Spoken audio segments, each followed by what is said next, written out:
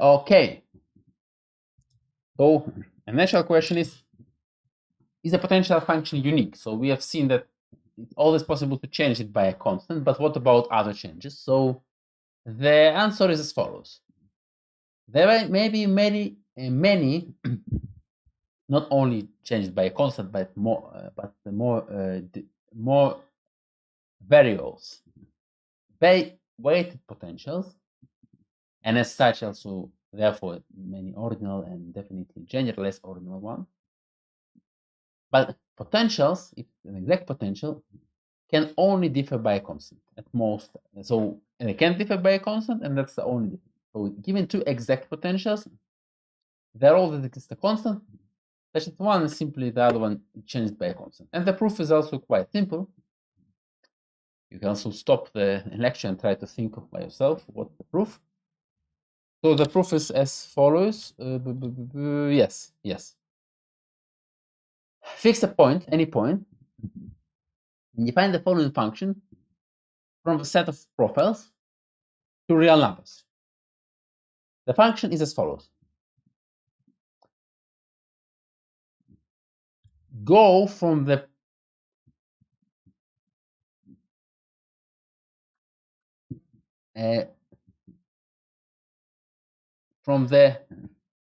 function on S, on any profile S,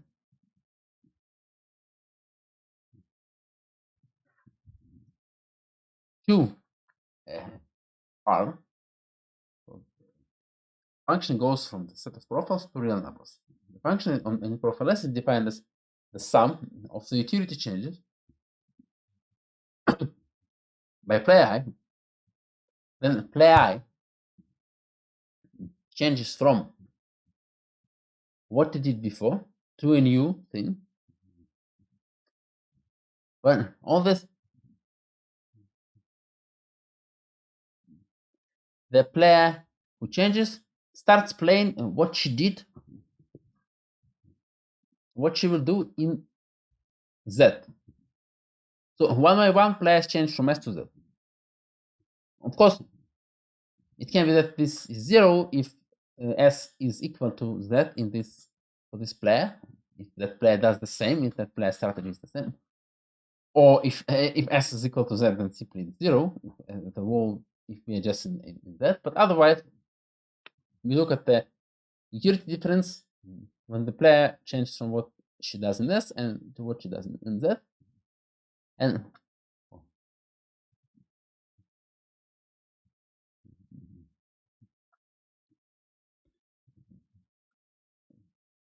what happens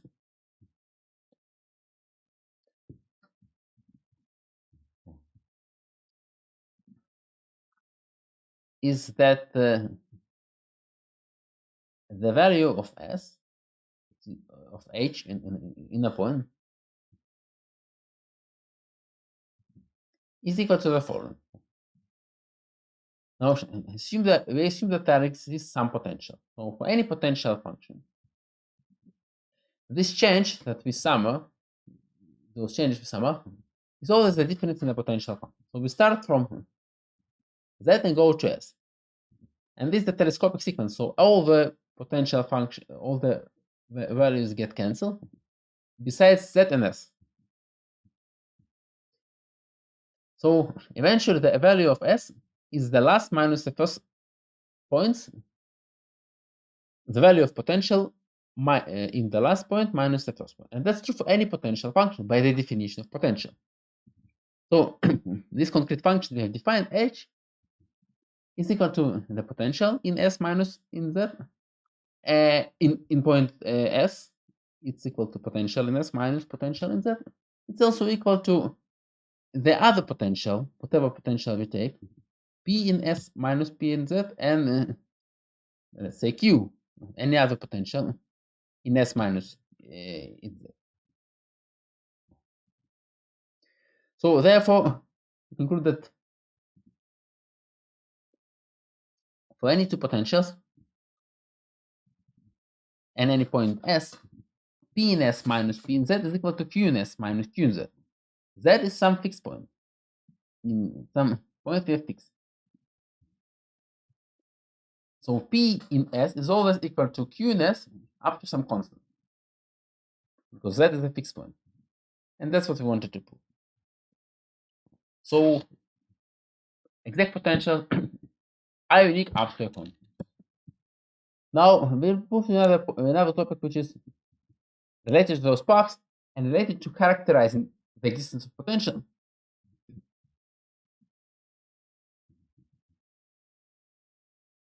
In a so-called physical mean, because physical means are related to characterizing the existence of potential in physics by going on any closed path and getting a zero change, a zero total work and all that.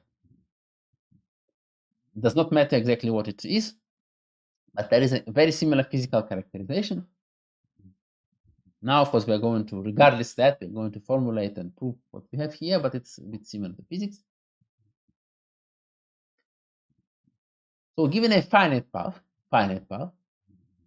of length n, so the length of the path is equal to the number of players, and a vector of n functions, any n function, any function being a function from the set of profiles, strategy profiles to real numbers, we define the I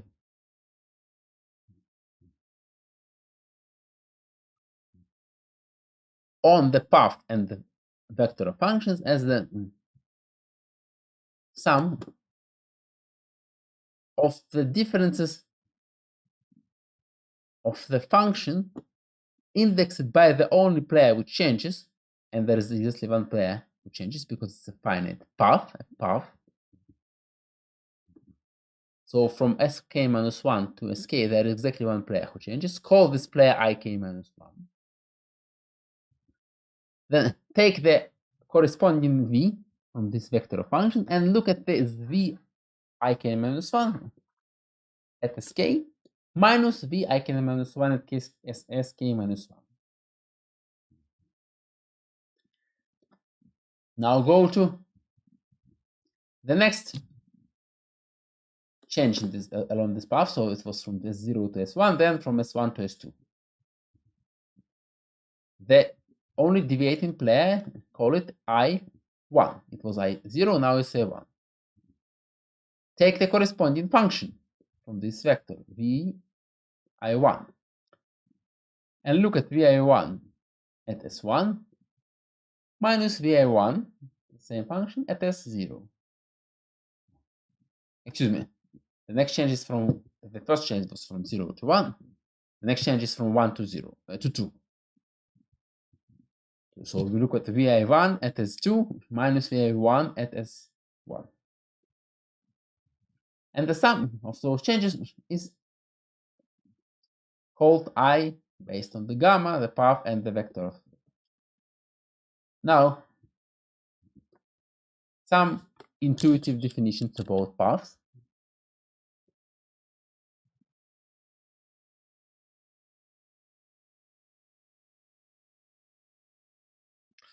So a finite path is closed if the first and the last points are equal, are the same point.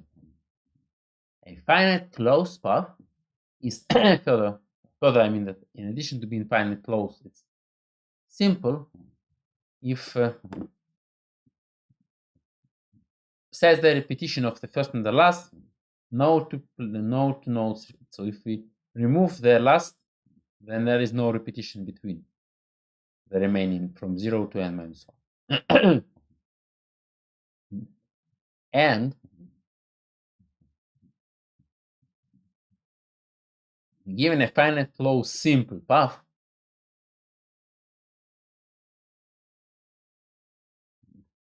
the length of the path is a number of such distinct vertices. So in this case, there are n vertices which are distinct from 0 to n minus 1, distinct. Okay, so we remember what we defined, I of gamma and v, and the theorem we are going to prove, which is the physical characterization, is as follows. given a game, the following conditions are equivalent. First of all, it's a potential game. When I write potential without qualifying which, it means exact potential. Now, it's a potential game. Second equivalent condition is that this I gamma u, as you can guess, it's 0 for every finite closed path. Third equivalent condition that this is 0 for every, and by the way, please pay attention. I'm talking about every finite closed path gamma in the set of strategy profiles and the utility u. The functions are utilities of the player. The utilities of the player. 3. I of gamma and u is 0 for every finite simple closed path. And 4. I of gamma and u is 0 for every finite simple closed path of length 4. So I give you more and more conditions on the set of paths for which the requirement holds, and these are all equivalent. So how are we going to prove? No. Now, trivially, claim 2 implies 3, 3 implies 4. So it's enough to prove that 4 implies 2, then 2, 3, and 4 are going to be all equivalent. And also to prove that 1 and 2 are equivalent. Then we're going to have all the 4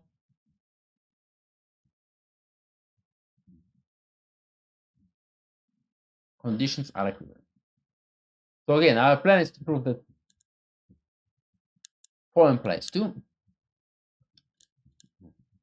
So even if you know that I gamma u is 0 for every finite simple closed path, it's already over 4.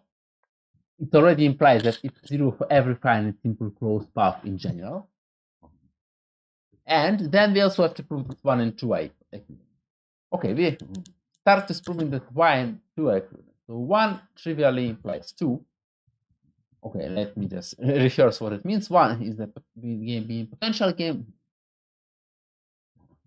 And 2 is that this I of gamma and u is 0 for every finite closed path. So assume 1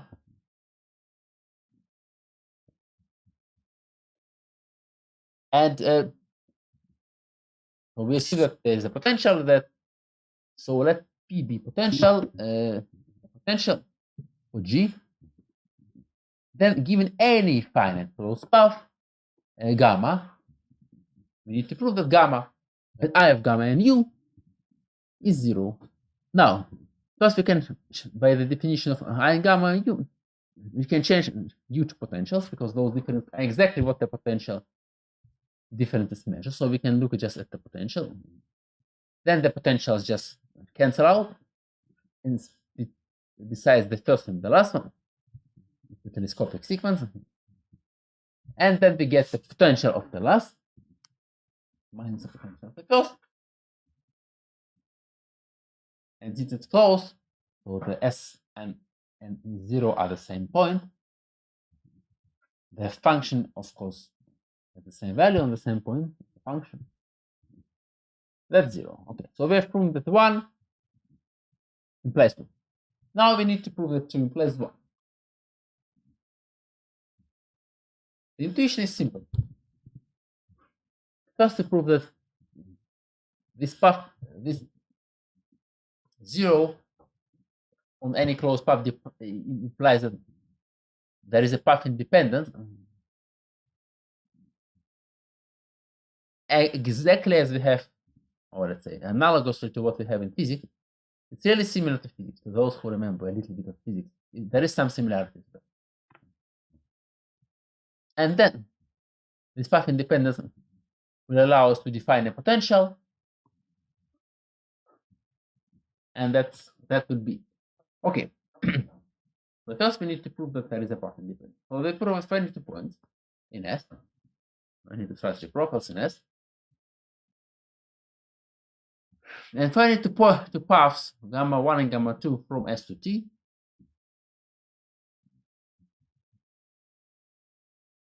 the I of gamma 1 plus u is equal to I of gamma 2. It's path independent. Now it's trivially because it's not trivial, but it's simple.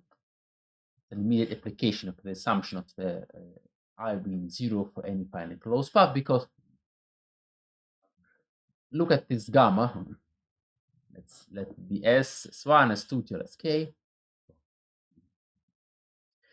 And look at gamma 2, let's say S prime 1, S prime 2 till Sk, S prime, and K prime. Please pay attention that the length is K prime. It's not necessarily the same as K. Maybe it's the same, maybe not. But Sk is equal to S prime K prime. Because we assume that those two paths are both from S to T. They are both Sk and S prime K prime are both equal to T. Now, go along gamma from S to Sk, so from S to T, and then go back from S to T, from T to S, along gamma 2, just in reverse. Formally, just concatenate the path gamma with gamma 2 reversed. So from S to Sk, and then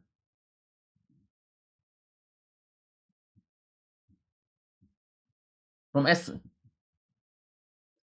prime K prime to S1, S prime 1. Of course, I have typed or made a mistake. Sk does not go to S prime K prime. It's the same point. It won't be a path if you use the same point. It's simply the same point. We don't use it twice. Let me just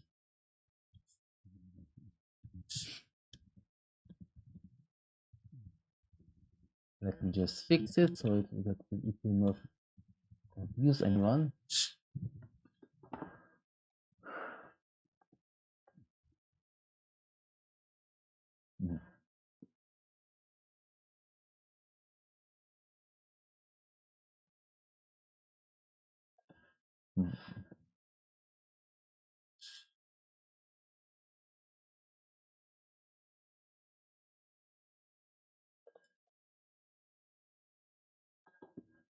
Okay.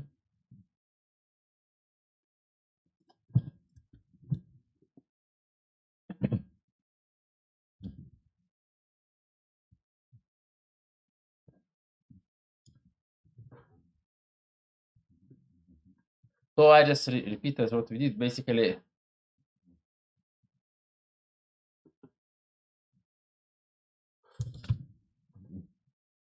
you want to prove that when you point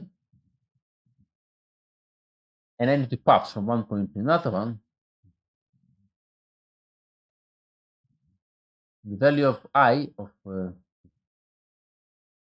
first path is equal to the value of I of the second path.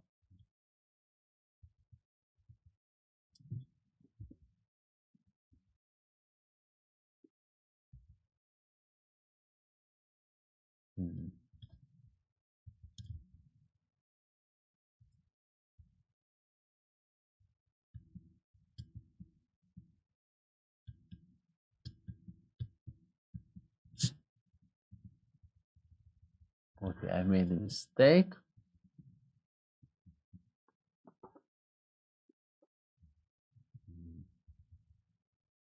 Okay. Now it's what I want.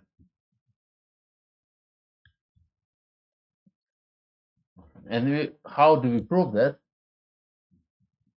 No, it's not these two which are equal. Yes, not these two which are equal, but these two. Okay, now it's correct. How do we prove that? So we basically go along one path and then we return along the other path, and then by the assumption that if you have a closed path, finite closed path, then it's 0 I of that path gamma 1 concatenated with gamma 2 reversed is 0, and the value is just or I of 1 minus I of 2. It means that the I of gamma 1 minus I of gamma 2 is 0. So I of gamma 1 is equal to the I of gamma 2. So I from when we have two paths from the same point to the same point, I of gamma 1 with u is equal to I of gamma 2 with u. So there is a path independence here.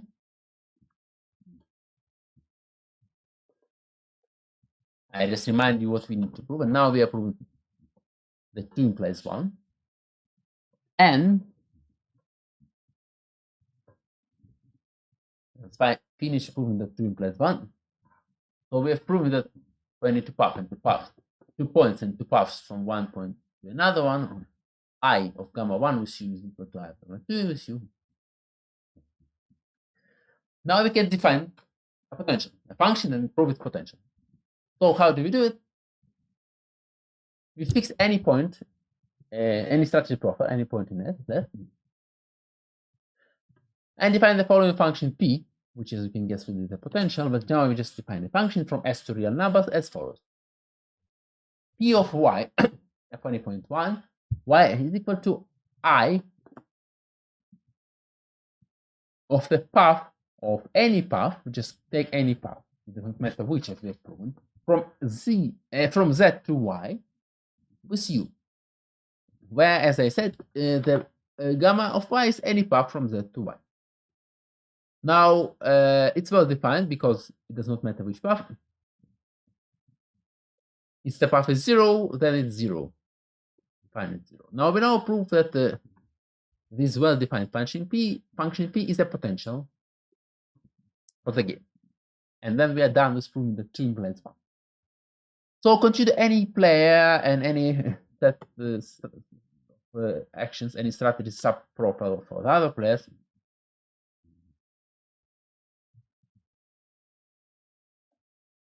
And any 2 strategies for this player. One is what the player okay, 2 strategies for this player. So assume that this player changes from one to the other one. We need to show that the function we've defined is indeed reflects this change. That's what it means to show that. Now to show that define a path from this z we fixed in the beginning to the first point here, Si, and define another path which first goes along the first path till Si, and then goes from Si to Ti. The others keep in plane S minus 1. So one path, and there's a path, and there is another path with an addition. Now the difference of potential between Si when the others play S minus I and Ti when the others play S minus I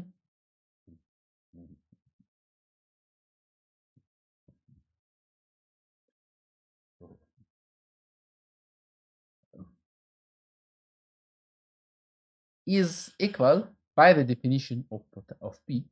I have said the difference of potential, but it's preliminary, it's premature to say it. We've not proven this potential, we're now doing it.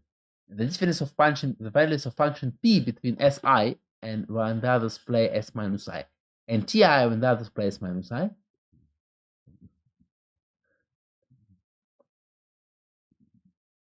now we just take those paths we've defined. We may take any paths and it will be the same as we know.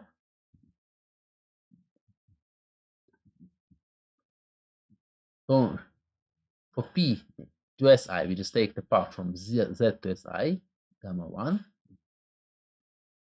and the I of gamma 1 with u is the P, this one, minus P when the I moves to Ti. We can take the path from Z to Ti, this concrete path gamma 2. This is by definition, and then so one I simply what we had in the other one plus one summoned, and that's exactly this UI of Ti when the others play S minus I minus UI of Si when the others play S minus I. And they have proven that this P exactly is equal in its differences to the differences in the utility. So indeed, this P is a potential function, and they finally proven that given this assumption that given 2, that for every finite closed path I of that path, the utility function is 0, implies that G is a potential game. So we haven't proven before that 1 implies 2 to L, so we now have proven that 1 and 2 are equivalent, and since 2 implies 3 implies 4, the only thing we are left with to prove for the theorem is that 4 implies 2. So it's enough to assume that this holds for every finite simple closed path of length 4,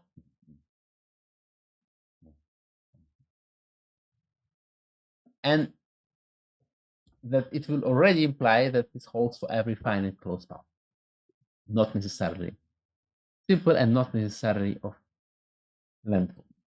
Okay, let's prove that.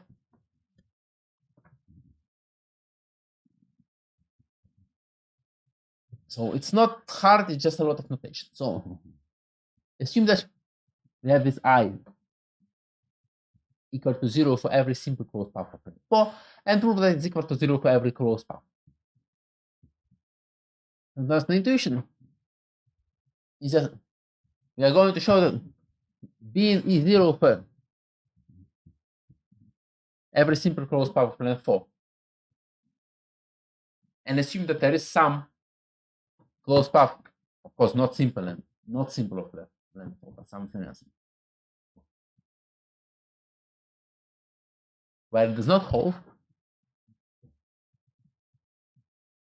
will allow us to shrink this path we assume which is deviated. Here we get a contradiction. Okay. So assume by contradiction that this is not that this that what we are trying to prove does not hold, and let gamma be a shortest such path. Maybe there are several such paths, so I'm not saying this shortest. I'm saying a shortest such path of length L, such that the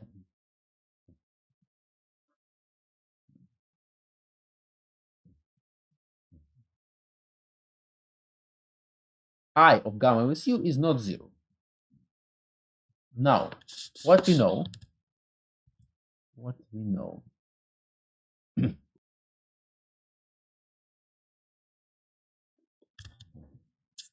Okay, so gamma is the shortest path, therefore it has to be simple. Therefore, its length is not 4, because for simple path length 4, we know that the I of gamma with U is going to be 0. And we assume that gamma is the shortest path such that its I with U is not 0.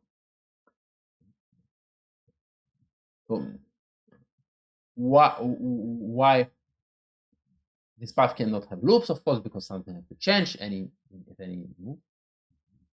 So the length cannot be 1. It can be 2 or 3.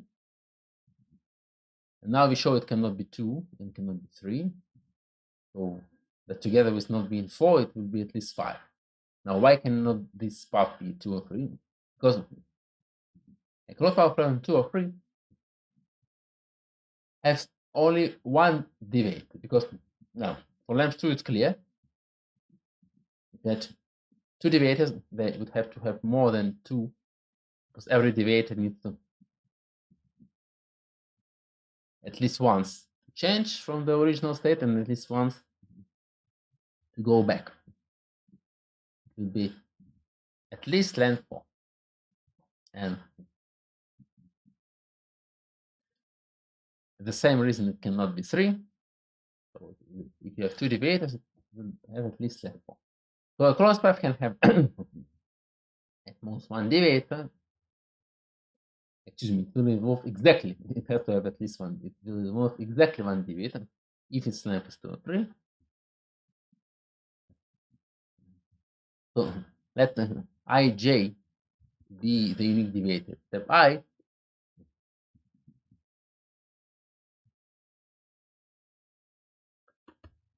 And then for L equal to 2, we have the following. The I of this path, which we have written just S0, S1, and 0, and 0 goes back after going to S1, because it's a path of length 2. We just write down what it is. The I0, when it goes from 0 to 1, what I0 gives in is 1 minus what I0 gives in 0, and plus what I1 has when it goes from 1 back to 0. We could have called it S2, but it's going to be exactly less than 0.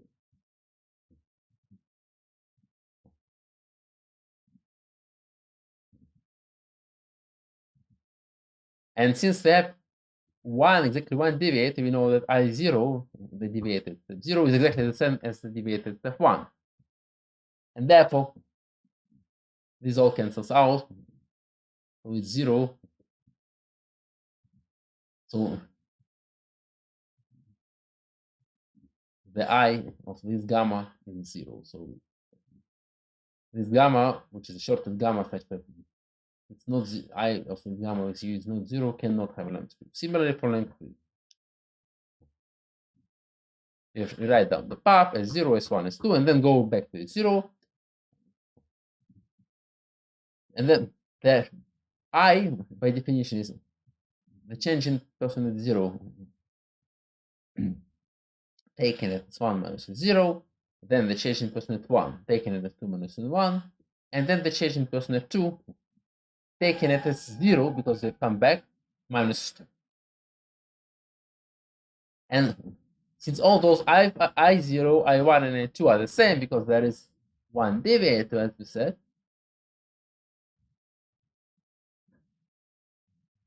then this also cancels out, it's 0. So a shortest path such that its I is not 0 cannot have length 3. So it cannot have length 2, length 3, and length 4. And so it has to have a length of this 5. Okay, so we denote it by something, U as L. And let's continue. Let's continue proving. Okay, so let us recap what we've done. Assume that I of gamma u is 0 for every single closed path gamma of length 4. But there exists some gamma such that, of course, the length of this gamma has to be larger than 4, as we've now shown. And the alpha of that gamma, I of that gamma with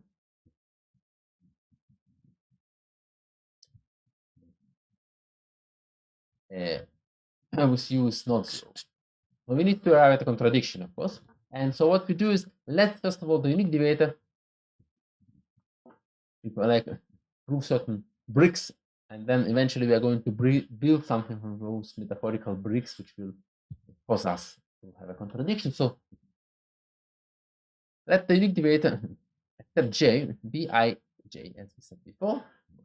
Now at step 0, without talk of generality, let's assume that the unique deviator is player 1. It will be the same if it's player 5. Now, since the last is a closed path, so the last point is equal to the first point, there is some j later on, after 0, and at most L minus 1, such that the unique deviator at that point is again 1, because instead player needs to get back. Maybe it will be also someone, maybe that player will change another time and it will not immediately go back, but eventually it needs to get back. So at least one time more it will be the unique deviator. Now this j will not be 1, since if it were 1, then the path without that thing would be, first of all, it will be a path.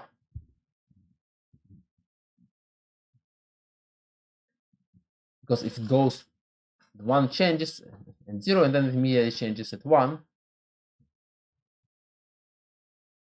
then we can just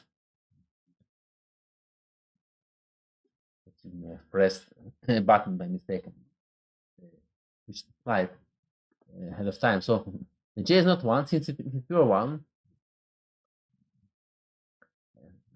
then the path, when we just cut this out, because there are two changes of same player in a row, so we just cut this out, it's also a path, unless s2 is equal to a 0. So if the player changed and then came back exactly to the same value when it was, and then s2 equals to a 0. But then, indeed, that mu would not be a path, but then the path row would be a path.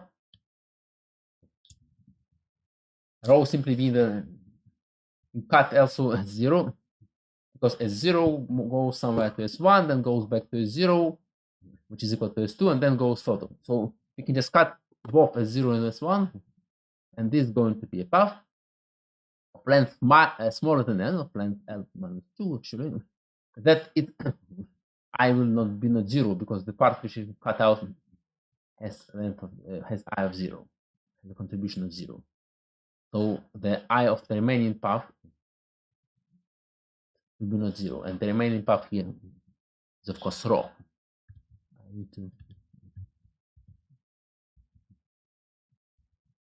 I need to fix that.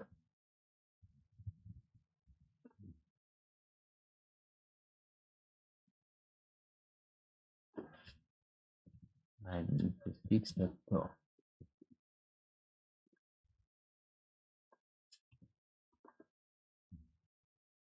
So we would have arrived at a contradiction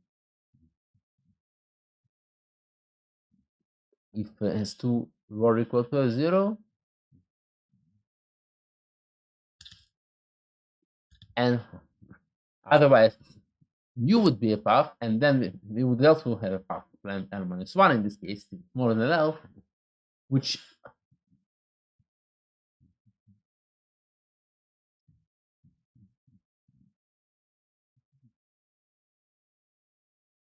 total change I would be equivalent to the original I, and then it would therefore be not 0.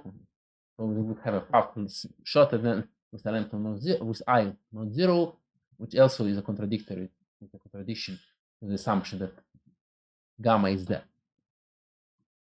Is a shortest path, where I of this path, this the utility is 0.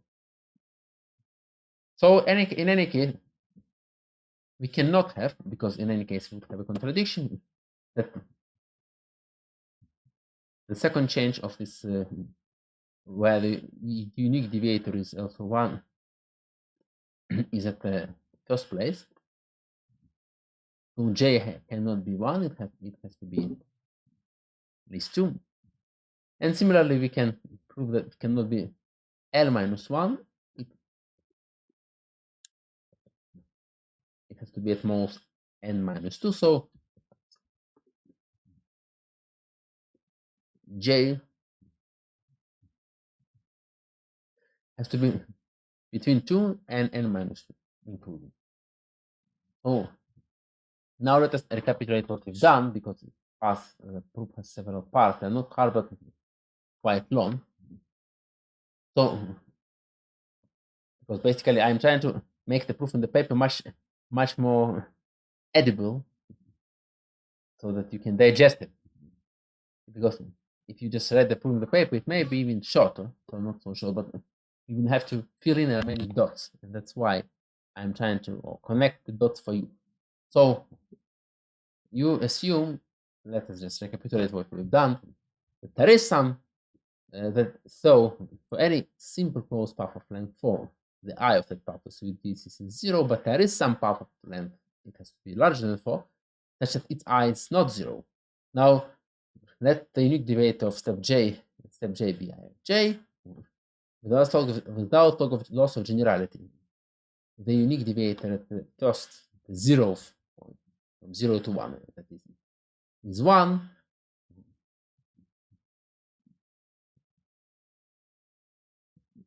So there has to be at least one other place where the unique deviator is 1. Call that place j, and that place j has to be at least 2 and at most l minus 2. Maybe there are several such places j, but yeah. Now, let us look at the path and define another point. Instead of point Sj, let us define point Zj, which for place besides 1 minus 1, place as j minus 1 did, and for 1 takes what Sj plus 1 would do. Now, since we have the definition of j, we know that the only player who changes from Sj to Sj plus 1 is player 1.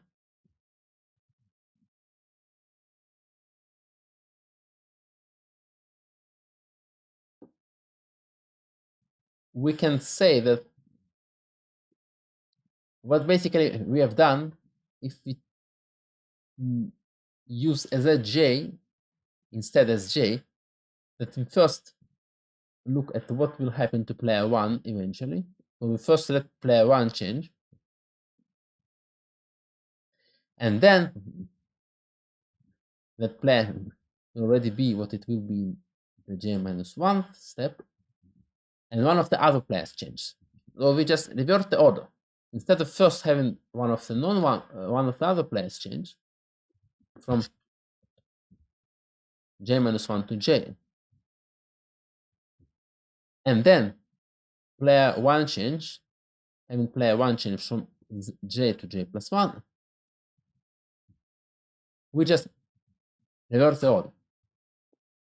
Now, still, at every place there is exactly one who changes, unless also the guy who changed before that, so the guy who changed to j minus 1 was also 1. It was not another player, and in that case, one of the paths where we just delete Sj altogether, or even Sj and Sj plus 1, would be a closed path, and of course of length smaller than L, where the I will be not 0, which will contradict our assumption. So we have to assume that actually the change of j minus 1 is not 1, so from I minus 1 to I, the player who changes someone from other players, not 1, and from I to I plus 1, again, from I minus 1 to I, the player who changes, the unique player who changes someone who is not player 1, and the unique player who changes from I. Oh, my apologies, I've confused you. I've said I instead of j once more. The unique player who changes from point j minus 1 to player j is someone who is not 1, because if that was someone who is 1, we have seen that it's a contradiction. That's what we have shown in those parentheses. And the unique player who changes from j to j plus 1 by the assumption is player 1. And therefore, indeed, we can just revert the order of the changes. So we can just use zj instead of sj, and this will be u will be also a path. So exactly 1 will change at any from any point to any point. And then that's the final part. So don't worry. Let's recapitulate what we've done. So we assume that I'm trying to kind of rehearse that so that it will be understandable, despite it's impossible to put all the proof on one slide. I'm trying to make it edible. So of course you can just stop and then look at the slide afterwards. So we assume that the I of any gamma, which is simple close of length 4, is 0. But there is some gamma of length larger than 4, it has to be, such that its I is not 0. We need to arrive at a contradiction. Now, without loss of generality, the change in player from 0 to 1 is 1. Therefore, it has to be at least one other place it has to be from 2 to n minus 2, where the change in play is also 1.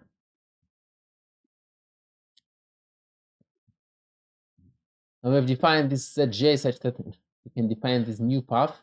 We just use zj instead of sj. So this is the original path here on the graph. Look at my mouse cursor. And we can use zj instead of sj. And then we have this new path. It's also a path, that's what we're showing.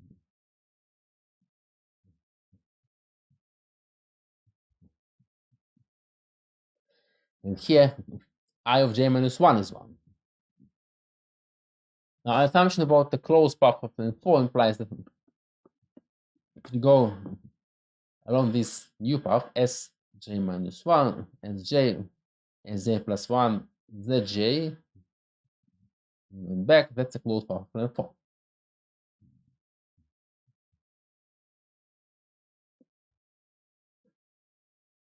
It has to therefore have the I of 0. Therefore, going from sj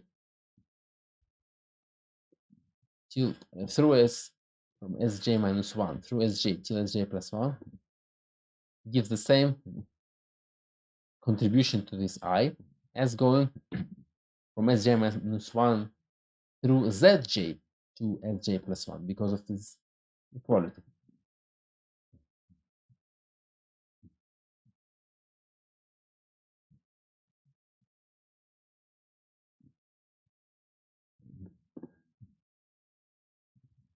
So we have found a new path where the I is the same, so it's not 0, but the I of j minus 1 now is 1. And we can continue recursively till the I of 0 will be equal to I of 1. And that's a contradiction because that cannot happen. This I of 1 cannot be equal if the j where I of j is equal to I of 0 has to be at least 2. So we change to another path of the same length, but such that the I is equal to 1 place before. And that's how we eventually get contradiction. Okay, that was quite hard. It was complicated. We basically show that, okay, if there is some path where it's not 0, then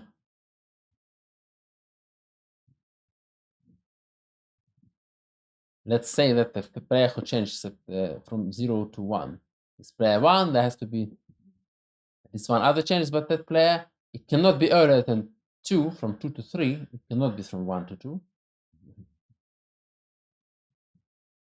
But we can define another path,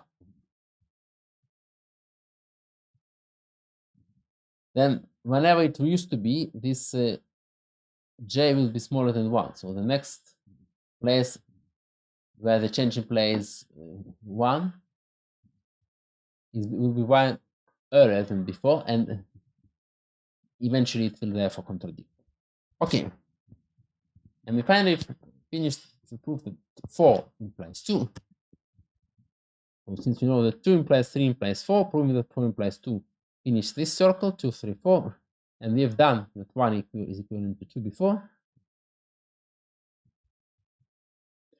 So 1, 3, and 2, 3, and 4 are equivalent, and we are done with our physics-like characterization.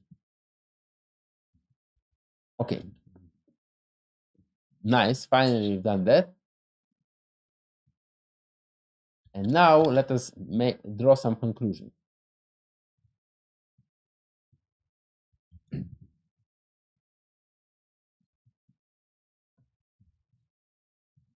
So this is much simpler, don't worry, much simpler. So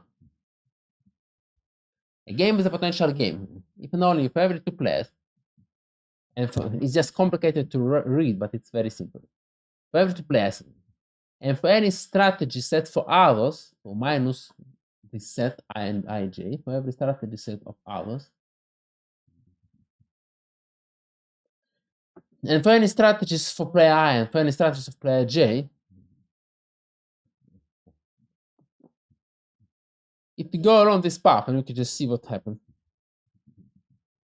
Exactly one changes all the time, and this is I or j, and the rest of the players don't change. Going along this path of length 4 node gives us the total will be 0.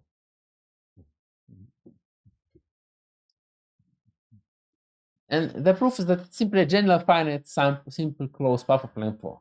We just have written down this condition that the I of any path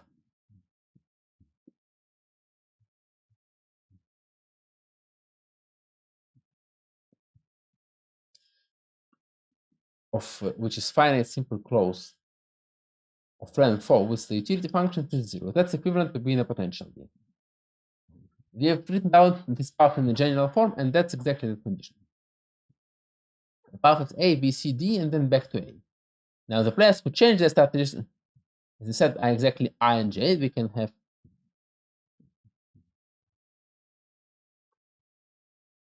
actually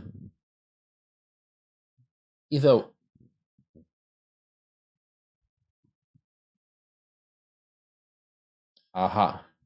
okay, now we have two players because a 4-length closed path can have either one or two deviating players. It cannot be 3, because if you had 3 deviating players, any player would need at least two moves to go somewhere and to go back. At least it will be at least length 6. Now, if it's at least 1 or 2, now for one deviator, the sum will be trivially 0. So we don't need anything to write this condition at all this time. 2, the condition is what we have written.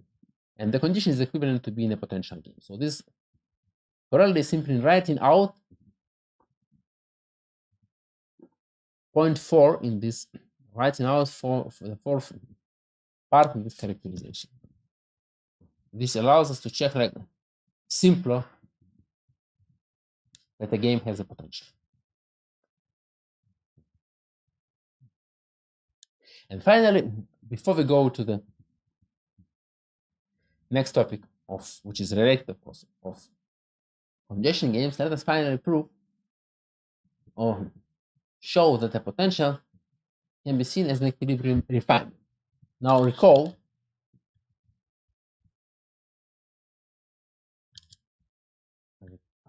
one second. So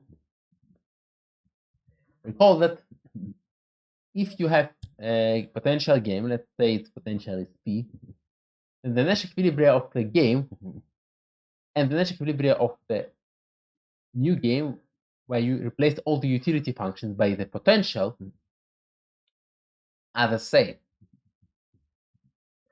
In particular, when the potential is maximum, it's a Nash equilibrium. Not necessarily the other way around, because it can be that there is no way to unilaterally improve your utility. There is no way to improve the potential from a given point, but it's not the maximum or all the possibilities. But a maximum of potential is definitely a Nash equilibrium.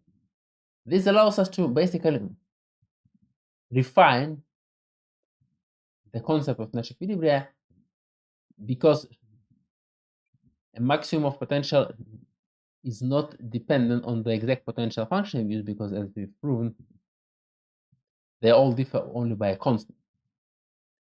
So this is a variable refinement concept for the Nash equilibria. Moreover, it can be an interesting refinement concept. Sometimes it can actually, somehow, it's not yet known, for what I know, it's not known why, but sometimes it can fit the experimental data of which equilibria that people choose. So look at the following example. There is the famous stack hunt game. Originally it was, at least it's called, the game by Jean-Jacques Rousseau. And that's an interesting game for two players. That's the following. It has the two Nash equilibria, and both go to hunt stack, or both go hunting hare. So what it means that hunting stack is of course better. So eventually better for you, even if you have however to coordinate with stack. So you need to go to do that both, and if you both decide to hunt stack, you both get 4 and 4. However, if one of you hunts the stack and another one says, okay, you know what, I just go on something small, I'm lazy today, I will go, or I just don't trust the other person to hunt stack, I will go and hunt a hare.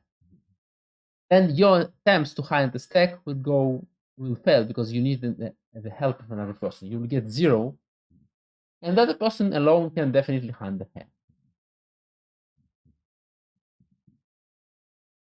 And you also can go hunting hare. So whenever you hunt a hare, you get your 3. But if you hunt a stack, you get 4 if the other guy cooperates, and you get 0 if the other guy goes to hunt a hare. So we have two Nash equilibria you can check. Either you both go to stack or you both go to hunt a hare. Simply then you hunt hares, you hunt separate hares, and when you hunt a stack, you hunt the same stack. These are both equilibria, so S and S and H and H. However, it's an interesting thing here. Definitely S and S is better than H and H. It's Pareto optimum. However, Pareto optimum means that no player is worse off and at least one player is better off. Here we see that both players are better off and they both go to stack than if they both go to hair. However, S and S are not safe because if the other person deviates, you will be screwed, so to speak. However, if you have H and H, it is safe. You get your 3 in regardless what the other person does. That's just a nice game. Actually, exemplify the maybe how shall I put it, the trade-off between being safe and being well off. Because in the case of prisoner's dilemma, you could never be well off. Yeah, you can be well off in an equilibrium, but it will be not really safe. So going to what we said, there is also a generalization of this game by Crawford from 191, quite some thousand years after Rousseau. And the generalization is that one which the paper actually gives as an example is about 7 players. The utilities are minimum. So basically can be seen a generalization, and the parameters are chosen in a way such that it will be always a positive utility. So the utility is the minimum minus something. So if all go and invest a lot, so the minimum is good because all invest a lot. Because then, despite that you have to pay for your investment minus bx, since A is larger than B, it's still better for you to pay. It's analogous to going to hunt stack. However, if at least one does not invest a lot, then your investment costs you a lot, but you don't get much because the minimum determines what you get. And that's really the case when at least one goes to hunt a hare. So this is the generalization of the game for 7 players. Of course, it can be generalized for any finite number of players. And for 7 plus, the funny thing is that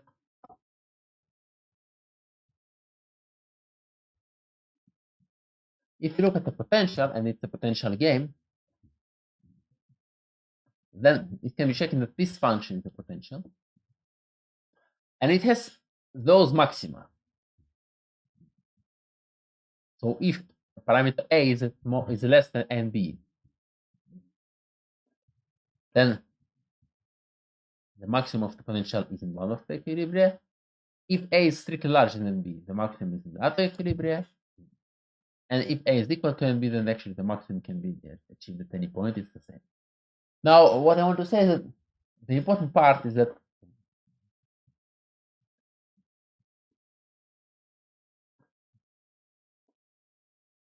there are two equilibria, but the maximum chooses one of them, depending. One is when a is smaller than b, another one is when a is larger. I don't talk about the case, the extreme, the zero measure, you can say, case, which is not probable when a is exactly as n. At least I'm not talking about that. So if a is either smaller or larger, then the maximum of the potential suggests one of the equilibria. So when a is smaller than b, they go for the safety because they don't get enough from cooperation. A is small. When a is larger than b, they go for the benefit because temptation of getting the benefit is large. And that exactly fits the experiment that Van Hayek and Ale did in year 90. So sometimes this can be a meaningful refinement in the following sense, that it fits what people do in experiments. Of course, it's important to understand when it fits the experiment and why and so on. And I don't know why. And that was a paper of the paper writers don't know why. I mean the paper by Shapley and Monder about the potential games based on which these lectures they are built. But it's an important example. Okay. So now let us go to the other topic, which we will later connect to the topic of potential, and that's congestion games.